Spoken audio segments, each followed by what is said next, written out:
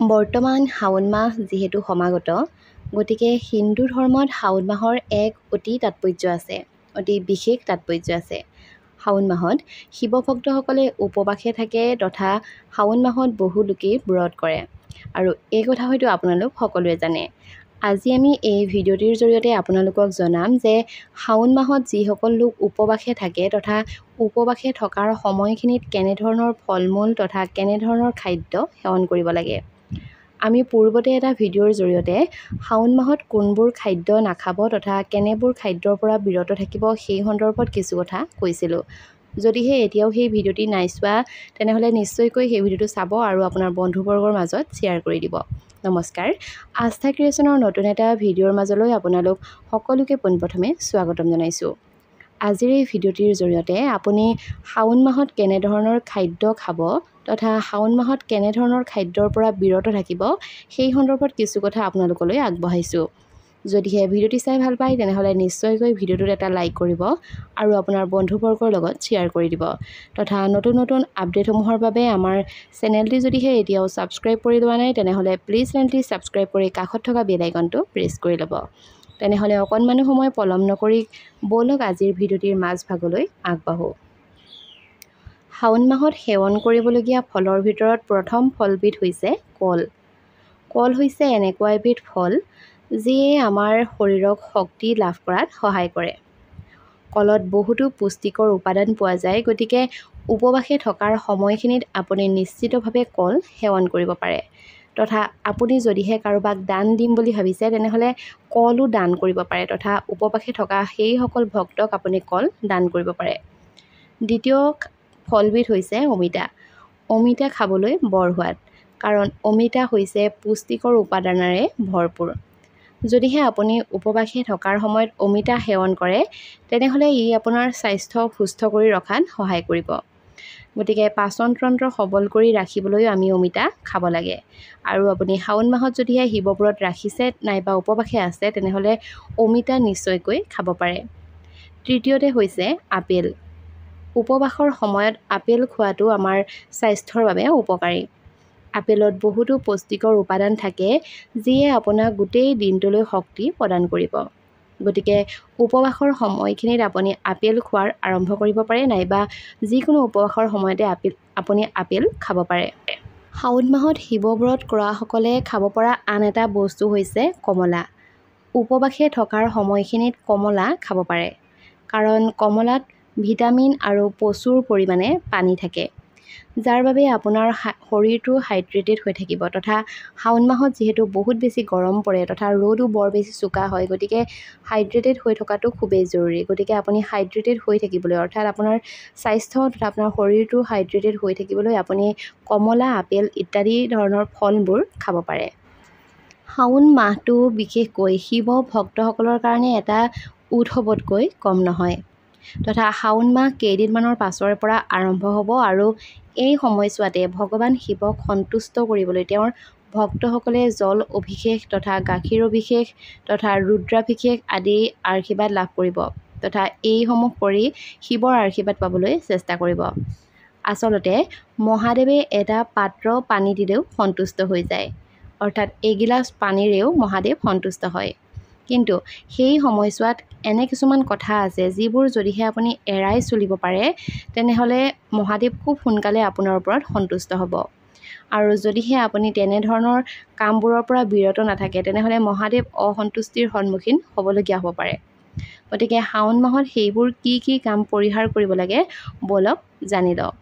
প্ৰথমতে হৈছে যে খাদ্যৰ বিশেষ যত্ন লওক। শাওণ মাহত কোনো ব্যক্তিয়ে ভুলতে হ'লেও মাংস নাইবা সুৰা সেৱন নকৰিব। যদিহে উপবাসত আছে অৰ্থাৎ শিৱব্ৰতত মানি আছে তেনেহ'লেতো কথাই নাই, আপুনি সুৰা নাইবা মাংস একেবাৰে সেৱন নকৰিব।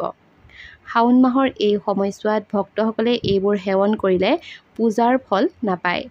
আৰু আন এটা কথা, যদিহে আপোনাৰ ঘৰৰ কোনো এজন ব্যক্তিয়ে শিৱব্ৰতত আছে আৰু তাৰ মাজতে ঘৰৰ আন এজন ব্যক্তিয়ে যদিহে এই বস্তুবোৰ খাদ্যবোৰ সেৱন কৰি আহে তেনেহ'লেও কিন্তু পূজাৰ ফল নাপায় বুলি কোৱা যায়। শাওণ মাহত হালধি, পিঁয়াজ, নহৰু খোৱাৰ পৰাও সদ্যহতে বিৰত থাকিব লাগে। দ্বিতীয়তে হৈছে তেল লগাব নালাগে নাইবা তেল সেৱন কৰিব নালাগে। ধৰ্মীয় বিশ্বাস অনুসৰি শাওণ মাহত উপবাসে থকাসকলৰ মাজৰ কোনো ব্যক্তিয়ে শৰীৰত তেল লগাব নালাগে। এই পবিত্ৰ শাওণ মাহত তেল দান কৰাটো কিন্তু শুভ বুলি গণ্য কৰা হয়। অৰ্থাৎ আপুনি তেল আন কাৰোবাক দান কৰাটো অত্যন্ত শুভ বুলি কোৱা হয়। তৃতীয়তে, গাখীৰ সেৱন নকৰিব। জনবিশ্বাস অনুসৰি পবিত্ৰ শাওণ মাহত যদিহে শিৱলিংগত গাখীৰ আগবঢ়োৱা হয় তেনেহ'লে কোনো ব্যক্তিয়ে ভুলতো গাখীৰ সেৱন কৰা উচিত নহয়। অৰ্থাৎ জনবিশ্বাস অনুসৰি শাওণ মাহৰ যি শিৱ পূজা কৰা হয় সেই শিৱ পূজা কৰাৰ সময়ত শিৱলিংগত আপুনি গাখীৰ নিশ্চয়কৈ আগবঢ়াব পাৰে, কিন্তু আপুনি গাখীৰ সেৱন নকৰিব। আৰু ইয়াৰ ওপৰত বহুকেইটা বৈজ্ঞানিক ভিত্তিও আছে, যিসমূহৰ কথা আমি অন্য এটা ভিডিঅ'ত ইতিমধ্যেই শ্বেয়াৰ কৰি ৰাখিছোঁ, অৰ্থাৎ ইতিমধ্যে কৈছোঁ। গতিকে সেই ভিডিঅ'টো যদিহে আপুনি বৈজ্ঞানিক ভিত্তিসমূহ জানিব বিচাৰে তেনেহ'লে নিশ্চয়কৈ চাব পাৰে। চতুৰ্থতে, কাকো অসন্মান নকৰিব। ধৰ্মীয় বিশ্বাস অনুসৰি পবিত্ৰ শাওণ মাহত কোনো ব্যক্তিয়ে ভুলতো কাকো অসন্মান কৰা উচিত নহয়। কোনো এজনৰ মতে তেওঁৰ বিষয়ে নেতিবাচক চিন্তাও থাকিব নালাগে। লগতে গালি-গালাজৰ শব্দ ব্যৱহাৰ কৰা একেবাৰে উচিত নহয়। এনে কৰিলে মহাদেৱৰ পূজা কৰাৰ সম্পূৰ্ণ ফল পোৱা নাযায়। পঞ্চমতে কোৱা হৈছে যে বিচনাত শুব নালাগে। পবিত্ৰ শাওণ মাহত ব্ৰত পালনকাৰীজনে বিচনাত নহয় সদায় মজিয়াতহে শুব লাগে। লগতে দিনৰ ভাগত টোপনিও পাৰিলে পৰিহাৰ কৰিব লাগে তথা বিশ্বাস অনুসৰি যিসকলে ব্ৰত ৰাখিছে তেওঁলোকে এটা সময়তহে শুব লাগে। বাকী দিনটো শিৱ ভক্তিত মগ্ন হৈ থাকিব লাগে। আৰু এইকেইটা নিয়ম মানি চলিলে আপুনি খুব সোনকালে শিৱ মহাদেৱক সন্তুষ্ট কৰিব পাৰিব। পবিত্ৰ শাওণ মাহত ভগৱান শিৱক গাখীৰ নাইবা পানীৰে অভিষেক কৰা হয়। ভগৱান ভোলেনাথ এই কথাতেই সন্তুষ্ট হয়। কিংবদন্তি অনুসৰি অমৃত মন্থনৰ সময়ত নিৰ্গত হোৱা বিষ পান কৰাৰ পাছতেই যেতিয়া সেই বিষটোৱে ভগৱান শিৱৰ ওপৰত প্ৰভাৱ পেলাব আৰম্ভ কৰিছিল তেতিয়া সকলো দেৱ-দেৱীয়ে ভোলেনাথক পানীৰে অভিষেক কৰি ইয়াক হ্ৰাস কৰিছিল আৰু তেতিয়াৰ পৰাই ভগৱান শিৱক পানী আগবঢ়াবলৈ আৰম্ভ কৰিলে। প্ৰায়ে ভগৱান ভোলেনাথৰ ভক্তসকলে এটা পাত্ৰত পানী ভৰাই পোনপটীয়াকৈ শিৱলিংগত অৰ্পণ কৰে নাইবা শিৱলিংগত পানীৰ প্ৰবল ধাৰা ঢালি দিয়ে। এইদৰে শিৱ শম্ভুক পানী আগবঢ়োৱাটো ভুল বুলি গণ্য কৰা হয়। শিৱলিংগত জলাভিষেক কৰাৰো কিন্তু কিছুমান নিয়ম আছে। যিসকলে সেই শুদ্ধ নিয়মটো নাজানে অৰ্থাৎ যেনেকৈ পাৰে তেনেকৈ শিৱলিংগত পানী ঢালি দিয়ে তেওঁলোকে কিন্তু ভগৱান শিৱক সন্তুষ্ট কৰাটো তেওঁলোকৰ কাৰণে অসম্ভৱ হৈ পৰে। আপুনি শিৱক জলাভিষেক কৰাৰ সময়তো কিন্তু তেওঁক পানী ঢলাৰ আগত অৰ্থাৎ গোটেইখিনি ভালকৈ জনাটো অৰ্থাৎ শুদ্ধ নিয়মটো জনাটো দৰকাৰ। এই ভিডিঅ'টোৰ জৰিয়তে আমি সেই বিষয়ে জনাম। যদিহে এতিয়ালৈকে ভিডিঅ'টি চাই আছে আৰু লাইক কৰা নাই তেনেহ'লে নিশ্চয়কৈ ভিডিঅ'টো লাইক কৰিব আৰু আপোনাৰ বন্ধুবৰ্গৰ লগত শ্বেয়াৰ কৰিব। শিৱলিংগত পানী আগবঢ়োৱাৰ শুদ্ধ পদ্ধতি। শিৱলিংগত জল অভিষেক কৰাৰ আগতেই সেই ব্যক্তিজনে সুন্দৰকৈ গা পা ধুই পৰিষ্কাৰ বস্ত্ৰ পিন্ধি তথা পৰিষ্কাৰ কাপোৰ কানি পৰিধান কৰিব লাগে। ইয়াৰ পাছতেই পানীত গা ধুই নিজকে শুদ্ধ কৰক। ইয়াৰ পাছতেই শিৱলিংগত আপুনি পানী অৰ্পণ কৰক। অৰ্থাৎ কেতিয়াবা বহু লোকে সময়ৰ ব্যস্ততাৰ কাৰণে হওক নাইবা বিভিন্ন ধৰণৰ কাৰণত খুব সোনকালে সাজি পাৰি আহি অৰ্থাৎ নতুন কাপোৰ এযোৰ পৰিধান কৰাৰ লগতে গা পা নোধোৱাকৈ অৰ্থাৎ গাত অকণমান পানী ছটিয়াই আহিয়েই জলাভিষেক কৰিবলৈ আৰম্ভ কৰে, কিন্তু সেয়া সম্পূৰ্ণ ভুল। আপুনি শুদ্ধ মনেৰে গা পা ধুই আহিহে শিৱক জলাভিষেক কৰিবলৈ আৰম্ভ কৰিব। জলাভিষেকৰ অৰ্থ। ভগৱান ভোলেনাথ নাইবা শিৱলিংগত পানী আগবঢ়োৱাকেই জলাভিষেক বুলি কোৱা হয়। জলাভিষেকৰ বাবে বিশুদ্ধ পানী তথা গংগাৰ পানী নাইবা আন পবিত্ৰ নদীৰ পানী ব্যৱহাৰ কৰিব পাৰে। ইয়াৰ উপৰিও ইচ্ছা কৰিলে শিৱলিংগত আপুনি কেঁচা গাখীৰ নাইবা তেল আদিও আগবঢ়াব পাৰে। মনত ৰাখিব যে জলাভিষেক আৰু ৰুদ্ৰাভিষেক কিন্তু বেলেগ বেলেগ। জলাভিষেকৰ পদ্ধতি। শিৱলিংগত জলাভিষেক কৰিবলৈ এটা পৰিষ্কাৰ পাত্ৰ লৈ গংগাৰ পানী মিহলি কৰি সেই পাত্ৰটো পানীৰে ভৰাই লওক। তাৰ পাছত শিৱলিংগলৈ গৈ পূব নাইবা উত্তৰ পূব অৰ্থাৎ উত্তৰ পূব দিশলৈ মুখখন কৰি লওক। তাৰ পাছতেই দুহাতেৰে পাত্ৰ নাইবা কলহ ধৰি লাহে লাহে শিৱলিংগৰ ওপৰত পানীৰ পাতল ধাৰা এটা আগবঢ়াই দিয়ক। মনত ৰাখিব যে পানীৰ ধাৰাটো দ্ৰুত হ'ব নালাগে। এই সময়ত ভগৱান শিৱৰ পঞ্চাক্ষৰ মন্ত্ৰ ওম নম শিৱায় অৰ্থাৎ ওম নমঃ শিৱায় এই মন্ত্ৰ আপুনি গাই থাকিব লাগিব অৰ্থাৎ আপুনি জপ কৰি থাকিব পাৰে। পোনে পোনে থিয় হৈ কেতিয়াও জলাভিষেক নকৰিব। ইয়াৰ প্ৰকৃত কাৰণটো হৈছে যে যদিহে আপুনি দ্ৰুত গতিত থিয় হৈ জলাভিষেক কৰে নাইবা থিয় হৈ জলাভিষেক কৰে, অৰ্থাৎ দ্ৰুত গতিত যদিহে আপুনি থিয় হৈ পানীখিনি ঢালি দিয়ে, তেনেহ'লে ইয়াৰ টোপাল আপোনাৰ ভৰিতো পৰিব পাৰে, যিটো একেবাৰে শুভ নহয় বুলি গণ্য কৰা হয়। যি পানীৰে আপুনি প্ৰভুক অভিষেক কৰিবলৈ আহিছে, সেই পানী আপোনাৰ ভৰিৰ ওপৰত পৰি যোৱাটো একেবাৰে উপযুক্ত নহয়। জলাভিষেকৰ পিছত কি কৰিব? জলাভিষেক কৰাৰ পাছত ভগৱান ভোলেনাথক প্ৰণাম কৰিব। বেলপাত, বগা চন্দন, অক্ষত, মৌ, ফুল, ধূপ, প্ৰদীপ, গোন্ধ আদিৰে ভগৱান শিৱক পূজা কৰক তথা শিৱৰ চালিচা আবৃত্তি কৰি আৰতি কৰক। ইয়াৰ পাছতেই শিৱলিংগৰ আধা পৰিক্ৰমা কৰক আৰু শেষত মহাদেৱৰ ওচৰত আপোনাৰ ইচ্ছা পূৰণৰ বাবে প্ৰাৰ্থনা কৰক, যাতে আপোনাৰ কাম খুব সোনকালে সফল হয়। 18 জুলাইৰ পৰা আৰম্ভ হৈছে মল মাহ, শাওণ মাহ। এই মাহৰ ভিতৰত ভগৱান মহাদেৱক সন্তুষ্ট কৰিবলৈ শাস্ত্ৰত অনেক ৰীতি নীতিৰ কথা উল্লেখ কৰা হৈছে। শাওণ মাহত ভগৱান শিৱক কিছুমান বিশেষ নিয়ম অনুসৰি পূজা কৰা হয়। এইবাৰ যিহেতু শাওণত মল মাহ পৰিছে, গতিকে এই বিৰল সংযোগত মহাদেৱক সন্তুষ্ট কৰিবলৈ আপোনাৰ ৰাশি অনুযায়ী এই ৰঙৰ উপকৰণেৰে আপুনি পূজা যদিহে কৰিব পাৰে, তেনেহ'লে আপোনাৰ কাৰণে শুভ হ'ব। তেনেহ'লে ব'লক জানি লওঁ আপোনাৰ ৰাশি অনুযায়ী আপুনি কেনেধৰণৰ উপকৰণেৰে মহাদেৱক পূজা কৰিব লাগিব। শাওণ মাহত ভগৱান মহাদেৱক সন্তুষ্ট কৰিবলৈ শাস্ত্ৰত অনেক ৰীতি নীতিৰ কথা উল্লেখ কৰা হৈছে। ভগৱান শিৱক নিয়ম অনুসৰি পূজা কৰা হয়। আনকি ভক্তসকলে মন্দিৰত শিৱলিংগত ৰুদ্ৰাভিষেকেৰে ভগৱান শিৱক সন্তুষ্ট কৰে। ঠিক তেনেকৈয়ে নিজৰ ৰাশি অনুযায়ী পূজা সামগ্ৰীৰ ৰঙো আপুনি বাছি ল'ব পাৰে। ই বিভিন্ন সমস্যা দূৰ কৰি আপোনাৰ জীৱনত সমৃদ্ধি কঢ়িয়াই অনাত সহায় কৰিব। ওম নমঃ শিৱায়ৰ উপৰিও শিৱ নম ওম, ওম শুভম কুৰু কুৰু এই মন্ত্ৰ জপ কৰিলে পাৰিবাৰিক সমস্যা দূৰ হ'ব। কোন ৰাশিৰ লোকে কেনেধৰণৰ সামগ্ৰী ব্যৱহাৰ কৰিব লাগিব ব'লক জানি লওঁ। ভিডিঅ'টিৰ এইখিনিতে পুনৰ এবাৰ কৈছোঁ, যদিহে ইমানখিনিলৈকে ভিডিঅ'টি চাই আছে আৰু ভিডিঅ'টোত লাইক কৰা নাই, তেনেহ'লে নিশ্চয়কৈ ভিডিঅ'টোত লাইক কৰিব আৰু আপোনাৰ বন্ধুবৰ্গৰ মাজত নিশ্চয়কৈ ভিডিঅ'টো শ্বেয়াৰ কৰি দিব। ৰাশিফলৰ প্ৰথম ৰাশি মেষ ৰাশিৰ বিষয়ে ক'বলৈ ওলাইছোঁ। মেষ ৰাশিৰ লোকে ৰঙা ফুল, পানী নাইবা কেঁচা গাখীৰত তিয়াই শিৱলিংগত অভিষেক কৰিব পাৰে। শাওণ মাহত মেষ ৰাশিৰ বাবে ৰঙা ৰংটো হৈ পৰিব আটাইতকৈ শুভ।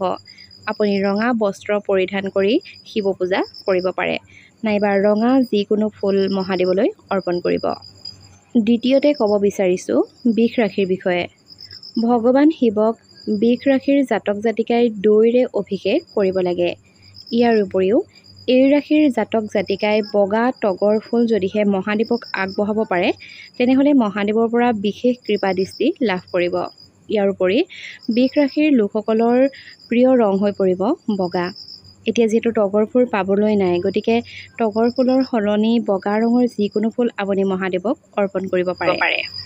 মিথুন ৰাশিৰ জাতক জাতিকাই যদিহে সেউজীয়া ৰঙৰ বস্ত্ৰ পৰিধান কৰি ভগৱান শিৱক তামোলৰ ৰসেৰে অভিষেক কৰে, তেনেহ'লে তেওঁলোকৰ জীৱনত সুখ আৰু সমৃদ্ধি আহিব বুলি জনা যায়। গতিকে এইবাৰ শাওণ মাহত মিথুন ৰাশিৰ জাতক জাতিকাই সেউজীয়া ৰঙৰ বস্ত্ৰ পৰিধান কৰিলে শুভ হ'ব। শাওণ মাহত ভগৱান মহাদেৱক সেউজীয়া, কমলা আৰু চেনিযুক্ত গাখীৰ অৰ্পণ কৰিব লাগে। ইয়াৰ দ্বাৰা কৰ্কট ৰাশিৰ জাতক জাতিকাসকলৰ সকলো মনৰ বাঞ্ছা পূৰ হোৱাৰ লগতে সকলো দুখ কষ্ট দূৰ হ'ব। অৰ্থাৎ কৰ্কট ৰাশিৰ জাতক জাতিকাসকলে সেউজীয়া নাইবা কমলা ৰঙৰ বস্ত্ৰ পৰিধান কৰিব। সিংহ ৰাশিৰ জাতক জাতিকাৰ বাবে ৰঙা আৰু সোণালী ৰংটো হৈ পৰিব আটাইতকৈ শুভ ৰং। আৰু সিংহ ৰাশিৰ জাতক জাতিকাই ভগৱান শিৱক ৰঙা চন্দন পানীৰে যদিহে অভিষেক কৰিব পাৰে, তেনেহ'লে খুব বেছি ভাল হ'ব। আৰু বস্ত্ৰৰ অনুসৰি কৈছোঁৱেই, ৰঙা আৰু সোণালী ৰঙৰ বস্ত্ৰ আপুনি পৰিধান কৰিব পাৰে। কন্যা ৰাশিৰ জাতক জাতিকাই ভগৱান শংকৰক পানী আৰু পঞ্চামৃতেৰে অভিষেক কৰিব পাৰে। পঞ্চক্ষয়ী মন্ত্ৰ শাওণ মাহত যদিহে আপুনি পাঠ কৰে, তেনেহ'লে খুব বেছি ভাল হ'ব কন্যা ৰাশিৰ লোকসকলৰ কাৰণে। তুলা ৰাশিৰ লোকসকলে গাখীৰৰ ঘিউ, সুগন্ধি নাইবা সুগন্ধি তেল নাইবা মিঠাইৰ লগত গাখীৰ মিহলাই ভগৱান শিৱক যদিহে অভিষেক কৰিব পাৰে, তেনেহ'লে খুব বেছি ভাল হৈ পৰিব এইবাৰ শাওণ মাহত তুলা ৰাশিৰ ব্যক্তিসকলৰ কাৰণে। ভগৱান মহাদেৱক এই ৰাশিৰ জাতক জাতিকা অৰ্থাৎ বৃশ্চিক ৰাশিৰ জাতক জাতিকাই মৌ মিহলি পানীৰে অভিষেক কৰিব পাৰে। ইয়াৰ উপৰিও ৰঙা গোলাপ ফুল নাইবা বেলগছৰ শিপা যদিহে আপুনি আগবঢ়াব পাৰে অৰ্থাৎ বৃশ্চিক ৰাশিৰ লোকসকলে তেনেহ'লে আপুনি খুব বেছি সুফল পাব। ইয়াৰ লগতে ধনু ৰাশিৰ জাতক জাতিকাৰ বাবে হালধীয়া ৰংটো হৈ পৰিব অত্যন্ত শুভ ৰং। গতিকে ভগৱান শংকৰক হালধীয়া ৰঙৰ কাপোৰ পিন্ধি আপুনি পূজা কৰা উচিত। ইয়াৰ বাহিৰেও কেঁচা গাখীৰত অকণমান কেশৰ মিহলাই শিৱলিংগত যদিহে ধনু ৰাশিৰ ব্যক্তিসকলে নাইবা ধনু ৰাশিৰ জাতক জাতিকাসকলে আগবঢ়াব পাৰে অৰ্থাৎ হালধীয়া ৰঙৰ বস্ত্ৰ পিন্ধি গাখীৰত অকণমান কেশৰ দি হালধীয়া ৰঙৰ কৰি যদিহে আগবঢ়াব পাৰে তেনেহ'লে জাতক জাতিকাসকলৰ কাৰণে খুব বেছি ভাল হ'ব তথা তেওঁলোক উপকৃত হ'ব। এতিয়া ক'বলৈ ওলাইছোঁ মকৰ ৰাশিৰ বিষয়ে। মকৰ ৰাশিৰ জাতক জাতিকাই ভগৱান শিৱক ক'লা তিলৰ তেলেৰে অভিষেক কৰিব পাৰে। যদিহে আপুনি এনেকৈ কৰে তেনেহ'লে নিশ্চয়কৈ আপোনাৰ এইবাৰৰ শাওণ মাহটো শুভ হৈ পৰিব।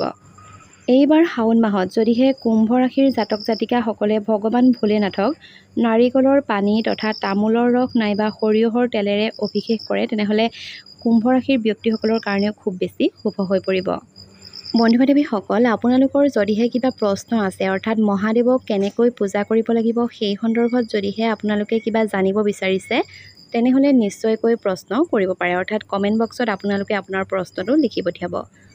এটা কমেণ্ট আহিছিল যে মহাদেৱক আমি কি ফুল অৰ্পণ কৰিব পাৰোঁ। সেই কমেণ্টৰ ভিত্তিত এইখিনিতে কওঁ, মহাদেৱক আকন, ধতুৰা ফুল, বেলপাত আৰু গোলাপ ফুল আদি উৎসৰ্গা কৰা হয়। এই ফুলবোৰ শিৱৰ পূজাৰ বাবে শুভ বুলি গণ্য কৰা হয়। যিকোনো ফুল দিলেই মহাদেৱ কিন্তু সন্তুষ্ট নহয় অৰ্থাৎ যি টি ফুল কিন্তু আপুনি মহাদেৱক আগ নবঢ়াব। ইয়াৰ উপৰিও মহাদেৱক তিল, বাৰ্লি, চন্দন, অক্ষত, গাখীৰ আৰু গংগাজল আদিও আপুনি আগবঢ়াব পাৰে। মহাদেৱক পূজা কৰোঁতে কিন্তু কিছুমান বস্তু নিবেদন কৰাটো একেবাৰেই নিষিদ্ধ। ইয়াৰ ভিতৰত প্ৰথমটি হৈছে হালধি আৰু দ্বিতীয়টি হৈছে সেন্দুৰ, কাৰণ এইবোৰ বৈৰাগ্যৰ প্ৰতীক নহয়। শিৱৰ পূজাৰ কাৰণে সোমবাৰৰ দিনটো বিশেষ দিন। এই দিনটোত যদিহে আপুনি শিৱক শুদ্ধ মনেৰে পূজা কৰে তেনেহ'লে ভক্তৰ মনোবাঞ্ছা পূৰণ হয় বুলি বিশ্বাস কৰা হয়। এইখিনিতে আপোনালোকক দুটামান কথা জনাব বিচাৰিছোঁ, যিকেইটা কাম আপুনি কেতিয়াও শিৱলিংগৰ ওচৰত নাইবা শিৱ মন্দিৰলৈ গৈ নকৰিব। এইসমূহ কাম কৰাটো নিষিদ্ধ। শিৱলিংগত কেতিয়াও শংখৰে পানী নিদিব, কিয়নো ভগৱান শিৱই শংখচূড়ক হত্যা কৰিছিল তথা শংখচূড় দানৱ অসুৰ আছিল। সেয়েহে শিৱক পানী আগবঢ়োৱাত শংখটো ব্যৱহাৰ কৰিব নালাগে। বিশ্বাস অনুসৰি শংখৰে পানী দি ভগৱান শিৱক উপাসনা কৰিলে তেওঁ কিন্তু কেতিয়াও সন্তুষ্ট নহয়। দ্বিতীয়তে, এই ধৰণৰ ফুলবোৰ আপুনি মহাদেৱক নিদিব। ভগৱান শিৱক কেতিয়াও ৰঙা ৰঙৰ যিকোনো ফুল তথা কেতেকী আৰু চম্পা ফুল ইত্যাদি ধৰণৰ ফুলবোৰ আগ নবঢ়াব। জ্যোতিষ শাস্ত্ৰ অনুসৰি এই ফুলবোৰ উপাসনাত আগবঢ়ালে সেই উপাসনাই কিন্তু কেতিয়াও ফল নিদিয়ে। তৃতীয়তে হৈছে সেন্দুৰ। শিৱলিংগত সেন্দুৰ আগবঢ়োৱাটো কিন্তু একেবাৰেই অশুভ। মহিলাসকলে তেওঁলোকৰ স্বামীৰ দীৰ্ঘ জীৱনৰ কামনাৰেহে সেন্দুৰ প্ৰয়োগ কৰে। তেনে পৰিস্থিতিত ভগৱান শিৱক সেন্দুৰ আগবঢ়োৱাটো শুভ নহয় বুলি গণ্য কৰা হয়। কিন্তু দেৱী পাৰ্বতীক সেন্দুৰ আগবঢ়াব পাৰে। অৰ্থাৎ মহাদেৱৰ সলনি যদিহে আপুনি দেৱী পাৰ্বতীক সেৱা কৰে অৰ্থাৎ দেৱী পাৰ্বতীক পূজা কৰে তেতিয়া কিন্তু আপুনি নিশ্চিতভাৱে সেন্দুৰ আগবঢ়াব পাৰে। চতুৰ্থবিধ বস্তু হৈছে তুলসীৰ পাত। তুলসী ভগৱান শ্ৰীকৃষ্ণৰ অতিকৈ প্ৰিয়। তুলসী অবিহনে তেওঁৰ উপাসনা কিন্তু একেবাৰেই অসম্পূৰ্ণ। কিন্তু মহাদেৱৰ একেবাৰেই প্ৰিয় নহয় তুলসীৰ পাত। বিশ্বাস অনুসৰি যদিহে শিৱক তুলসীৰ পাত আগবঢ়োৱা হয় তেনেহ'লে ভক্তক শিৱই খং কৰে। উল্লেখযোগ্য যে ভগৱান শিৱই তুলসীৰ স্বামী অসুৰ জলন্ধৰক হত্যা কৰিছিল আৰু সেয়েহে ভগৱান শিৱক তুলসীৰ পাত আগবঢ়োৱা নহয়। পঞ্চমবিধ হৈছে নাৰিকলৰ পানী। শিৱৰ পূজাত নাৰিকলৰ পানী কেতিয়াও ব্যৱহাৰ কৰিব নালাগে। আপুনি গোটেই নাৰিকলটো শিৱক দিব পাৰে, কিন্তু শিৱলিংগত আপুনি নাৰিকলৰ পানী কেতিয়াও আগ নবঢ়াব অৰ্থাৎ শিৱলিংগত নাৰিকলৰ পানী নাঢালিব। বন্ধু বান্ধৱীসকল, ইমানখিনিয়ে আছিল আজিৰ ভিডিঅ'টিৰ জৰিয়তে। নতুন এটা ভিডিঅ'ৰ জৰিয়তে খুব সোনকালে নিশ্চয় লগ পোৱাৰ প্ৰতিশ্ৰুতিৰে আজিৰ এই ভিডিঅ'টিৰ পৰা বিদায় লৈছোঁ। ধন্যবাদ।